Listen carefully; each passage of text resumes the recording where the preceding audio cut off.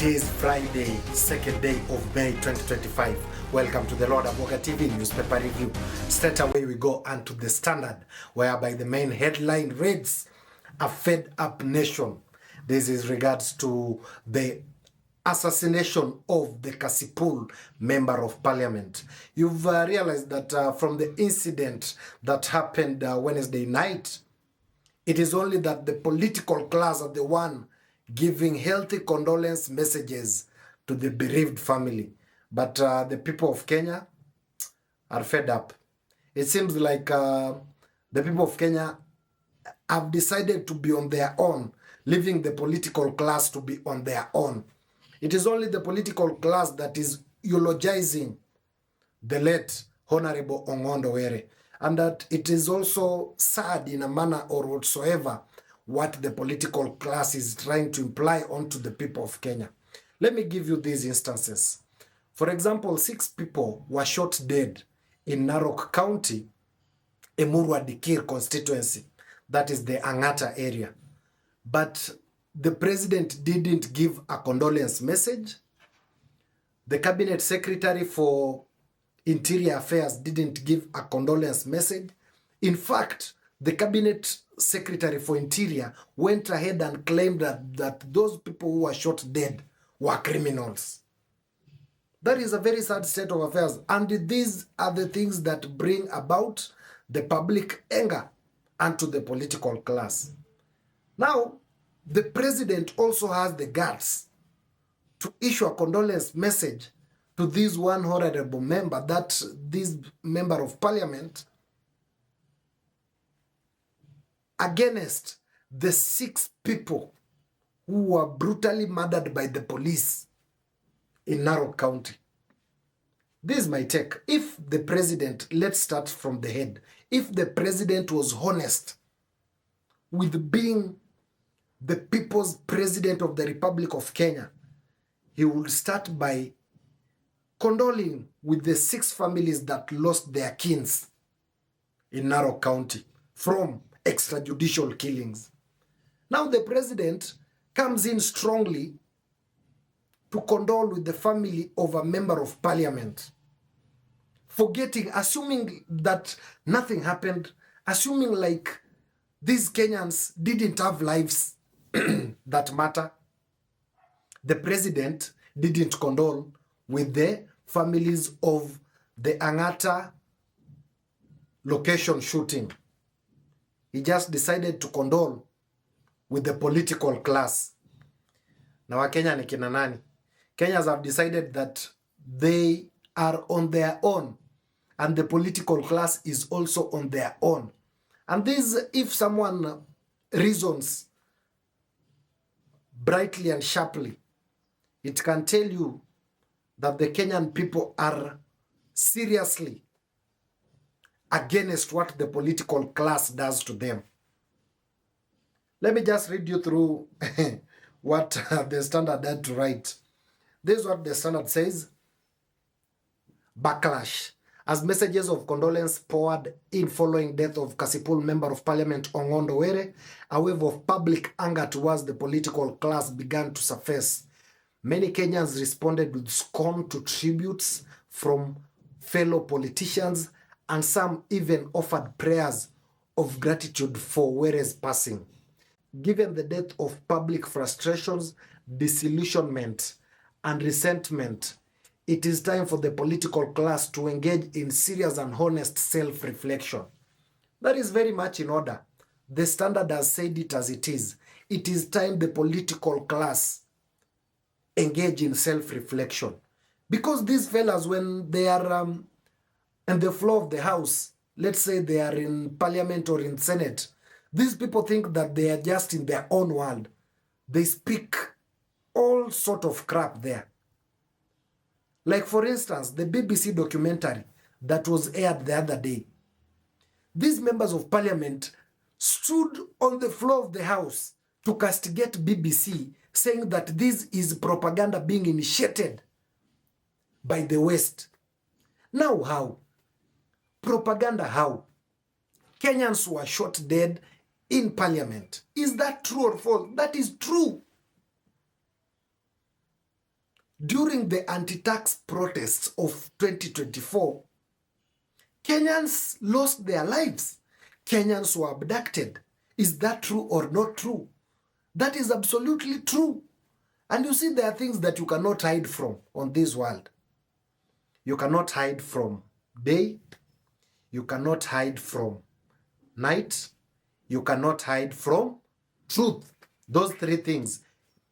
There is nothing that you can hide from. You cannot hide from truth. Truth will always remain to be truth. Kenyans were killed in parliament buildings. That is a bloody parliament. That is the fact. However much we beat around the bush, we say we speak all good English, we speak good Kiswahili, we speak in our native languages, the truth will always remain that Kenyans were gunned down in parliament buildings. That is a fact. That is a fact, and it will always remain to be a fact.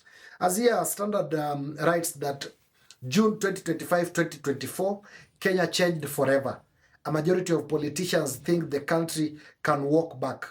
It's not happening. Politicians must embrace the fact that they serve at the pleasure of the voters. That is Bwana Arnold Maliba. That is a political commentator. But that is a fact. From the June 25 incident, Kenya completely changed. And I think Kenyans have just developed this new strategy on online criticism in fighting back these rogue leaders in parliament and in Senate. Some of Kenyans on X expressed their dissatisfaction on how the political class was condoling the family of Ong'ondo Were. Ayusa said here that if we continue at this rate, 1 MP per month, by 2027, Kenya will be corrupt-free.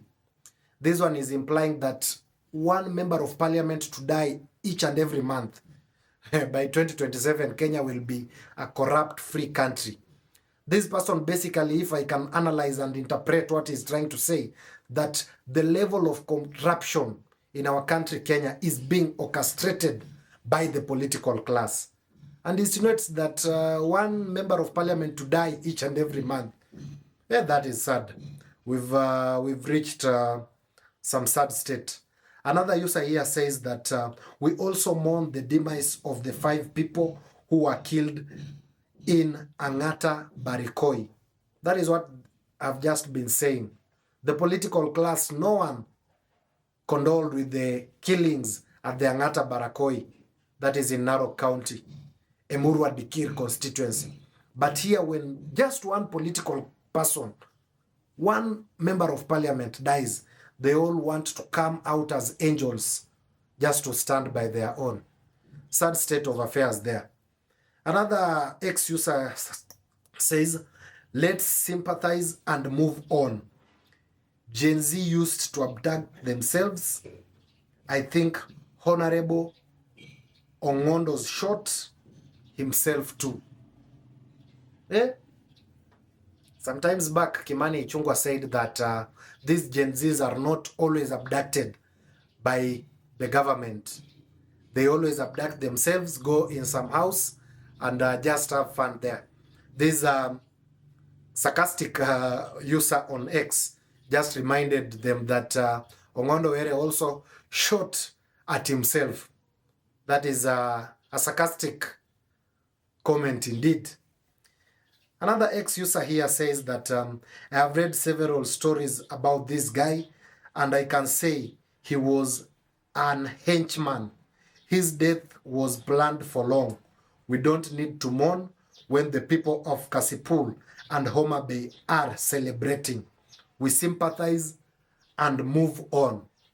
That last statement by Mandera North Member of Parliament, he just recklessly sometimes back said that people are killed wherever, all over the world. We sympathize and move on.